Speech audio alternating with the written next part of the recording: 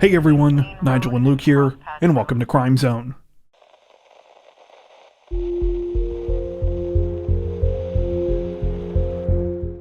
A small city in eastern Kentucky found itself unexpectedly in the spotlight this week after police arrested a man for putting up a Halloween display in his front yard showing fake bodies labeled as local city officials. The arrest happened on Saturday, October 4th, when Kentucky State Police were called to Court Street in Stanton, about 45 miles southeast of Lexington.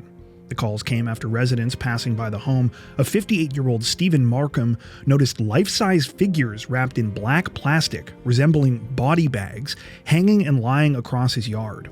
Each one was labeled with the title of a real local official, including the mayor, county attorney, and zoning manager. According to police, one of the effigies even had a rope tied around its neck and was labeled District Judge. The display also included the names of officials who had recently appeared in a zoning violation case Markham had been involved in, one which had been in court just days earlier. Commonwealth's attorney Miranda King, one of the officials named in the display, reported it to police, calling it threatening. When troopers arrived, Markham allegedly refused to remove the decorations or speak with officers. He was taken into custody and charged with third-degree terroristic threatening and intimidating a participant in the legal process. Investigators say the disturbing display went up shortly after Markham was fined $250 in September for violating city ordinances related to zoning and property maintenance. Court documents show he was given 30 days to fix the issues or face further penalties. Powell County Judge Executive Eddie Barnes, who was apparently not one of the officials named, said he's known Markham for decades, but described the display as way out of line. He told reporters, quote, "At first I didn't know what to think. I drove by and saw it in his yard and thought, wow, that's kind of harsh." Authorities have since removed the effigies and taken them to Kentucky State Police Post 8 as evidence. Officials in Stanton say that the incident has raised concerns about rising hostility toward public servants, with Barnes adding, quote, "If you're going to express yourself, don't do it in a way that threatens others." Seeing that display with names on those bags, it was alarming. At the time of this recording, Markham remains in custody at the Powell County Detention Center on a $5,000 bond.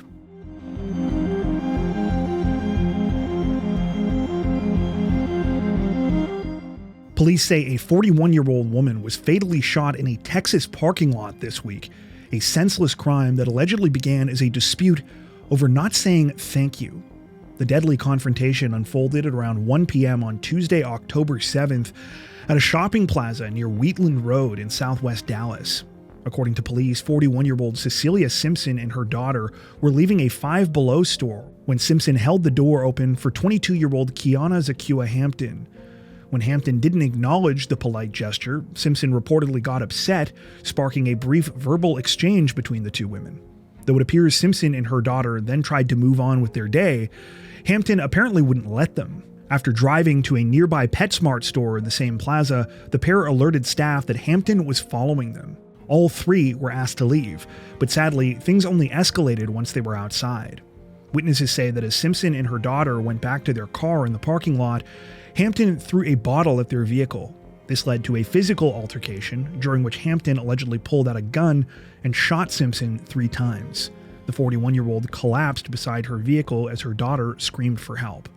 An off-duty ER nurse who witnessed the shooting performed CPR before paramedics arrived, later telling reporters that the scene was horrific and that the daughter's screams, quote, "will never leave her head."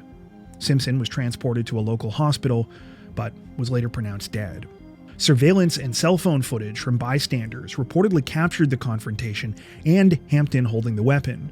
Police identified the suspect's vehicle and located her before 8 p.m. that night, pulling her over during a traffic stop. She was still wearing the same clothing seen in video of the shooting. Hampton admitted to arguing with Simpson, but claimed she only drew her gun after, quote, "the situation became physical."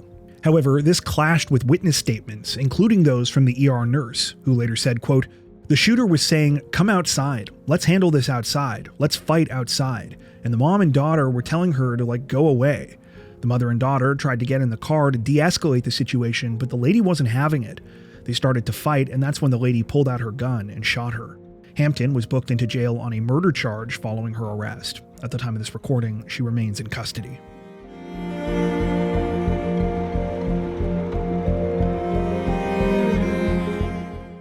Representatives from Florida's Orlando Police Department released new body cam footage this week in connection with another travel-related meltdown. Footage which shows the arrest of two New Jersey sisters who were taken into custody earlier this year after allegedly attacking an airline employee when they were kicked off a flight for being intoxicated. The actual incident happened back on May 15th. When 22-year-old Kiera Lyons and 31-year-old Maura Flores, both of Manahawkin, New Jersey, were removed from their Garden State-bound plane for disruptive behavior. According to police, the pair had been drinking and were screaming and refusing to exit the aircraft. Even when the sisters finally agreed to leave, though, the situation continued to spiral. Body camera shows officers responding to the air bridge where a Frontier Airlines employee was found sitting on the floor after allegedly being pushed to the ground. How old are you? 26. Do we have any witnesses? Yep. Okay. You are the person that was dealing with, so what happened? And I was there because I'm taking a seat. So what happened? When they informed me that she was intoxicated, I had to call a GSC, which is my supervisor. He showed up. They started screaming. They were in the aircraft. I got asked to call you guys because they weren't leaving. Okay. She finally left the jet bridge. I was kind of following them out a little bit. I told him to retract the jet bridge. She turned around, got in my face, and said, "You fat." I said, "Thank you." She turned around, or when she was facing me, she pushed me. Okay. And then turned around, and then the sister came up and shoved me again, which I tripped over a Liz. So both of them hit you? Yes. Okay. And then I tripped, and then my shoe, and I fell on the ground. Outside the gate, footage shows Lyons and Flores trying to explain their side of the story. Lyons told officers that she had been feeling sick in the bathroom and claimed that a male employee, quote, touched her chest, upsetting her and her sister. She demonstrated the alleged contact on an officer, saying, quote, "I had a couple drinks, but I'm literally supposed to walk for graduation tomorrow. I'm a Division III athlete. It just sucks." As you can see, things escalated further when Flores, a mother of two, realized that her sister was being handcuffed. That's when she started yelling and threatening to call her lawyer before being taken into custody herself. Despite the women's tearful claims that they were the real victims, witnesses apparently backed up members of the flight crew. One worker also explained that the sisters verbally harassed the woman who was assaulted as well, with Lyons allegedly getting in her face and saying, quote, "F you, you fat." After being arrested, Lyons and Flores were charged with first-degree battery and second-degree disorderly intoxication. They were taken into custody and transported to the Orange County Jail. A spokesperson for Frontier Airlines confirmed at the time that the employee who was assaulted received minor injuries and that the airline was cooperating with authorities. Court records show that the sisters, meanwhile, were later referred to Florida's Pretrial Intervention, or PTI program, a diversion program for first-time or nonviolent offenders that includes community service, counseling, and alcohol education. If successfully completed, the charges against them will be dismissed. Both women's cases were officially closed on September 17th, pending successful completion of their PTI program.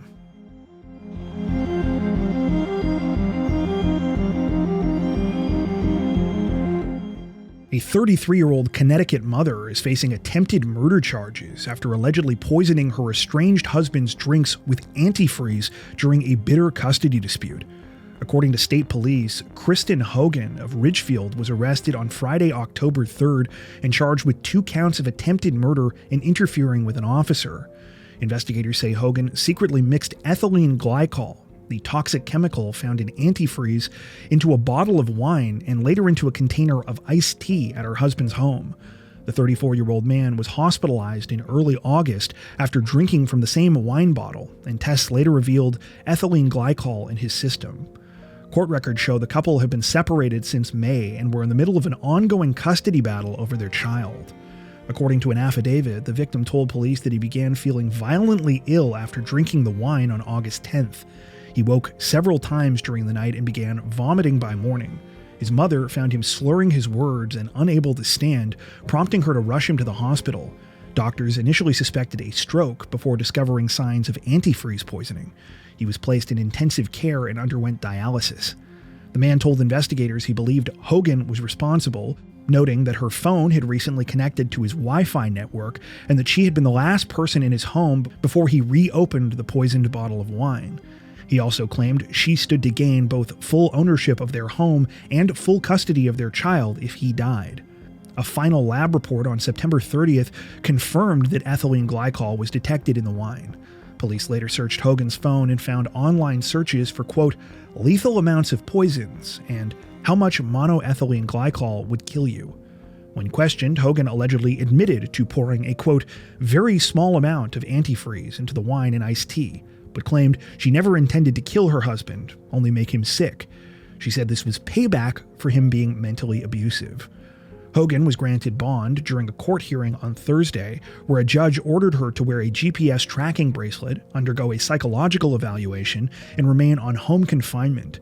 She has also been ordered not to contact several individuals under protective orders and to surrender all firearms. Her attorney, Mark Sherman, told reporters it was premature to comment on the details of the case, emphasizing that Hogan, quote, is a loving mother who misses her children dearly, and that the allegations are just accusations at this point. Making the situation even more disturbing is the fact that the couple's child was hospitalized back in September with similar symptoms to Hogan's husband. However, no update has so far been provided about whether that is believed to be connected to the case.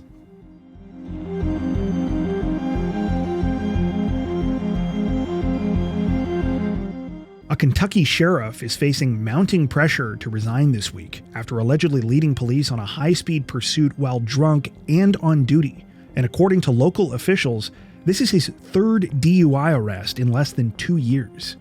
The incident unfolded late Tuesday, October 7th, when 48-year-old Robertson County Sheriff Terry Gray was spotted driving his patrol vehicle at 110 miles per hour with his lights and sirens activated, despite not responding to an emergency call. At the time, the sheriff from neighboring Mason County, Ryan Swolski, happened to be driving through the area, later saying that Gray nearly struck his vehicle before swerving across the center line of the road multiple times. Swolski initiated a traffic stop and reported that when Gray finally pulled over, he was wearing his full sheriff's uniform and still had his gun and handcuffs on him. Swolski said he could, quote, immediately smell the odor of alcoholic beverages, and noted that Gray appeared visibly impaired. When asked if he had been drinking, Gray allegedly replied that he was, quote, not that drunk. A search of the vehicle turned up a miniature bottle of Fireball whiskey on the passenger seat. A breath test later showed Gray's blood alcohol level was .226, nearly 3 times the legal limit. He was arrested and charged with DUI with aggravating circumstances, 2 counts of felony wanton endangerment, 3 counts of reckless driving, and 4 counts of official misconduct. The incident marks Gray's third DUI-related arrest in less than 2 years. He was previously arrested for drunk driving in December of 2023 and again in August of 2024 when he overturned a tractor while intoxicated. Despite prior convictions, Gray remained in office. Following this most recent arrest, though, Kentucky Governor Andy Beshear called for Gray's immediate resignation. In a formal letter from the governor's general counsel, Beshear warned that the state would, quote, move forward with removal for neglect of duty if Gray refused to step down. Sheriff Swolski echoed those calls, telling reporters, quote, at the end of the day, he needs to resign because he tarnished the badge. We police our own. His behavior is not acceptable. At the time of this recording, Gray is being held at the Mason County Detention Center on a $500,000 bond.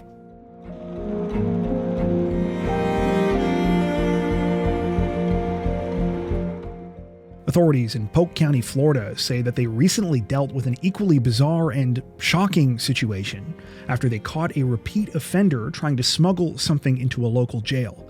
And while his method was one they'd seen many times before, let's just say the execution was enough to make even seasoned deputies wince.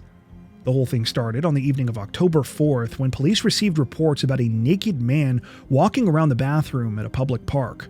The man in question was later identified as 51-year-old Walter Freimeyer. However, by the time officers arrived at the scene, he'd apparently put his clothes back on. As a result, he was initially questioned and released, but that didn't last long. A short time later, police were called again after Freimeyer allegedly wandered across the street and trespassed on some train tracks. This time, a search of his person was conducted, one that turned up a glass pipe with burned residue consistent with methamphetamine. As officers would later find out, though, that wasn't all he was hiding. But we'll get to that in just a second. Anyway, while speaking to police, Freimeyer apparently admitted to being a meth user for the past 28 years.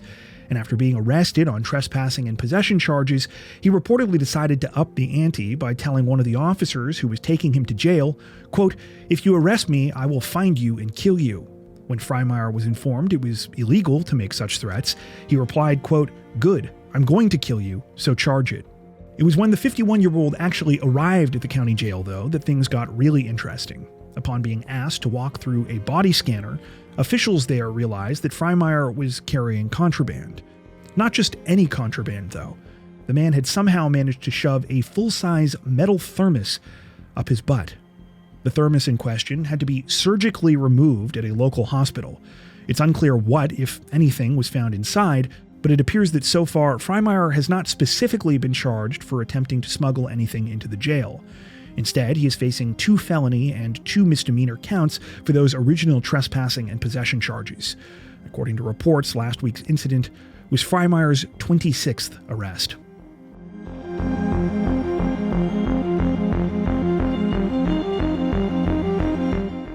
Representatives from the NYPD say that they are investigating the aftermath of a deeply disturbing incident this week after a Staten Island teenager allegedly murdered his mother's live-in boyfriend before removing his head and committing other horrifying acts of desecration to his body.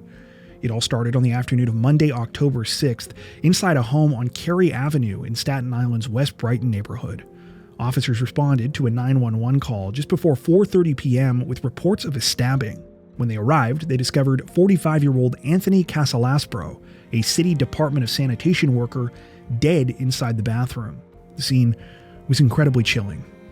According to the NYPD, Anthony had suffered multiple stab wounds to the head and neck and had been decapitated. It was the 16-year-old daughter of Anthony's longtime girlfriend, Alicia Zayas, who first made the horrific discovery. Police say the teen was led to the body by the suspect, her 19-year-old brother, Damien Hurstel. After being shown the remains, the 16-year-old was able to convince Hurstel to let her leave, at which point she called their mother. Upon rushing over and seeing the gut-wrenching scene for herself, Alicia ran from the home screaming and called 911. Hurstel was taken into custody at the scene. Police say he was covered in blood but appeared eerily calm, surrendering to officers without resistance. Sources told local media that Hurstel gave a chilling confession once in custody, admitting he had killed Anthony because he, quote, wanted to know what it felt like to kill someone. Investigators say he struck Anthony in the head with a meat tenderizer before attempting to cut off his head with a kitchen knife, later switching to a handsaw when the knife broke. Police also recovered evidence suggesting Hurstel had planned to further dismember the body and destroy it. Authorities say the teen has a documented history of mental illness, including schizophrenia, bipolar disorder, and past self-harm. His family had called 911 multiple times over the past few years for both domestic violence and mental health concerns. Records show police have been called to the home at least 5 times since 2021 for various incidents. However, it appears not all of these incidents involved Hurstel. In at least one case, officers were called about Anthony after he allegedly assaulted Alicia while intoxicated. On the day of the killing, neighbors reported hearing Alicia's screams as she arrived home. One local resident, Jennifer Diaz, told reporters, quote, she was yelling, "Why would you kill him? I still loved him." Another described seeing the suspect being escorted from the home, saying he appeared, quote, blank-faced, calm, almost relieved. Anthony, who was partially blind and on disability, had a criminal record dating back to 2000, but was described by friends as, quote, a good man who had his struggles. Several noted that it seemed like Anthony got along well with Alicia and her kids, and had done a lot to take care of them. Hurstel was initially hospitalized after suffering a seizure in police custody, delaying his first court appearance. He was later arraigned virtually from his hospital bed. He now faces charges of second-degree murder, manslaughter, and criminal possession of a weapon. As of the time of this recording, Damien Hurstel remains in custody under psychiatric evaluation. Police say the investigation into his mental health history and the events leading up to the brutal killing is still ongoing.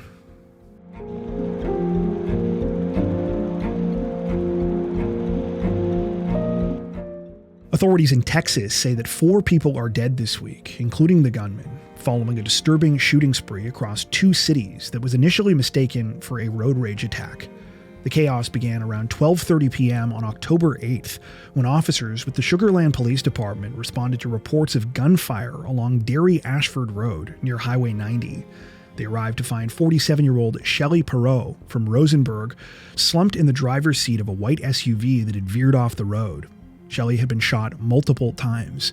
Witnesses and responding officers performed CPR until EMS arrived, but she was later pronounced dead at Ben Taub Hospital. At first, investigators believed the case was an act of road rage. However, they later confirmed that Shelley and the suspect, identified as 42-year-old William Lewis, were in a relationship and that the shooting was not random. And unfortunately, things were about to get even worse. Just an hour after Shelley's killing, Houston police received another call, this time from a mechanic shop on the 13,000 block of Fondren Road in Houston. Witnesses said a man had arrived at the shop in a gray SUV and got into a heated argument with a 51-year-old mechanic. After fatally shooting the employee, Lewis noticed that the shop owner, 35-year-old Hector Vasquez, was filming him, at which point he shot and killed him as well. Surveillance footage from nearby businesses reportedly shows Lewis chasing one of the victims before firing. Minutes later, around 2 p.m., police were called to another scene on the 8,000 block of Creek Bend Drive, roughly 3 miles from the second crime scene. There, officers found the same gray SUV, and inside it, the suspected gunman, dead from a self-inflicted gunshot wound. Investigators now say Lewis's rampage began with the killing of Shelley in Sugar Land before he drove into southwest Houston to continue his attacks. Authorities say the events unfolded so rapidly that officers in both cities were still processing one scene when the next shooting occurred. Both the Sugar Land and Houston police departments are coordinating on the investigation, which temporarily shut down multiple major roadways during the manhunt. Officials have not released an official motive, but have confirmed the case stemmed from domestic violence rather than random road rage. That being said, no motive has been released behind the second attack at the mechanic shop. By late Wednesday evening, police confirmed that 4 people, including William Lewis, were dead, with investigators continuing to piece together the timeline of what they called a senseless and devastating act of violence. Hey there. Before you take off, we'd just like to take a second and say that we really appreciate you sticking around to the end of the video. Luke and I are so grateful for our incredible Crime Zone community, so thank you for being a part of it. If you want to help Crime Zone continue to grow, one of the easiest things you can do is leave a like on this video and consider subscribing. Be sure to hit that notification bell as well and select all notifications to stay up to date with our latest releases. If you're looking for additional ways to support the channel, there are a couple of options. We've got a thriving community over on Patreon, where you can get ad-free and early access to all of our content, as well as 4 additional stories per week for each of our Crimes of the Week and Crimes of the Week International videos. Head over to patreon.com/crimezone to learn more and to meet some of the awesome people whose names are currently on screen. If that isn't your thing, we've also now launched channel memberships so you can join directly here on YouTube. Channel members get a lot of the same perks as on Patreon, including extra content, without the added hassle of having to go off-platform. Now, that being said, we know times are tough and that not everyone is able to support financially. Regardless of your situation though, we want you to know that we truly appreciate every like, sub, share, and comment that you send our way. Once again, thanks so much, and we hope to see you soon.